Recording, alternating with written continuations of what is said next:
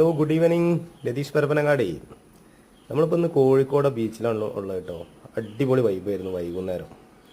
എത്രയാ ജനങ്ങളറിയും. അങ്ങോട്ടേക്കൊക്കെ ഒരുപാട് കച്ചവടങ്ങളും കാര്യങ്ങളൊക്കെ ഉണ്ട്. പിന്നെ കടൽ കുറേ കയറി നിൽക്കണോണ്ട് പിന്നെ നമ്മളിങ്ങനെ താഴത്തേക്ക് വല്ലാണ്ട് ഇറങ്ങിയില്ല.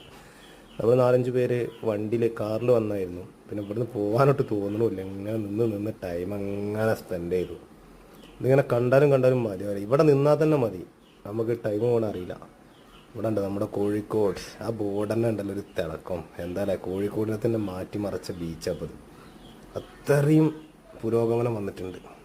ഞാൻ പിന്നെ നിങ്ങൾക്ക് ഇവിടെ ഒരു ചെറിയൊരു കാഴ്ച ഞാനിവിടെ കണ്ടതൊന്ന് ജസ്റ്റ് ഇത് നിങ്ങളിലേക്ക് കാണിച്ചത്. ഇത് കണ്ടോ, അത്രയും പബ്ലിക്കായിട്ട് എലികൾ ഓടി കളിക്കുന്നു. അതും കടപ്പുറത്ത് ബീച്ചിലെ എലികൾ ഓടി കളിക്കുന്നു. ഒരു പേടിയില്ലാത്ത അവരുടെ ഭക്ഷണങ്ങളും കാര്യങ്ങളും തേടി പോവാണ്. 1, 2, 3, 4, 5 എലികളൊന്നല്ല, ഒരു എലിക്കളെ കൂട്ടം തന്നെ ഉണ്ടായിരുന്നു, ഒരുപാടുണ്ടായിരുന്നു. ഞാൻ കുറേ നേരം അതൊന്നും ഇങ്ങനെ ഒന്ന് വാച്ച് ചെയ്ത് ഇങ്ങനെ നിന്നു. ഇത് കണ്ടോ, ഓടി മറിയണ് എലികൾ. പിന്നെ കുറേ കഴിഞ്ഞപ്പോൾ കരയിലേക്കൊക്കെ കയറി. നമ്മൾ നിൽക്കുന്ന പ്ലാറ്റ്ഫോമിൻ്റെ അടിയിൽ കൂടെ ഒക്കെ അവർ നല്ല സ്പീഡിലുള്ള ഓട്ടമായിരുന്നു. പിന്നെ അങ്ങനെ നിന്ന് സമയം പോയതാണല്ലോ. 9 മണിയായി, 10 മണിയായി, 11 മണിയായി. ടൈം അങ്ങനെ ഒരു നേരം അങ്ങോട്ട് പോവേന്. ഇതുണ്ടോ രാത്രിത്തെ വൈബ് ഉണ്ടോ? രാത്രി 1:30 വൈബായിരുന്നു.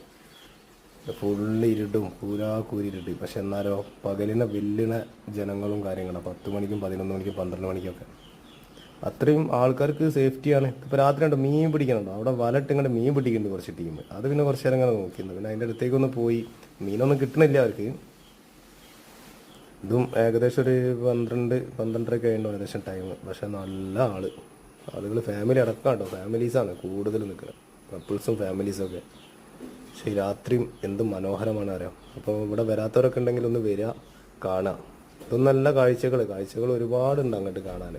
ഫാമിലിയായിട്ട് വന്നാൽ കുട്ടികൾക്ക് കളിക്കാനുള്ളതും പട്ടം പറത്താനുള്ളതും. പട്ടമൊക്കെ പിന്നെ അന്നേരം മഴയാണെങ്കിൽ പറത്താൻ കഴിയില്ല, റിസ്ക്കാണ്.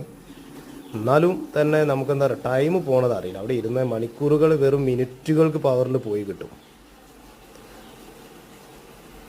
അപ്പോൾ നമ്മുടെ ചാനലൊന്ന് ഫോളോ ചെയ്ത് എല്ലാവരും ഒന്ന് കൂടെ കൂടിക്കോളി.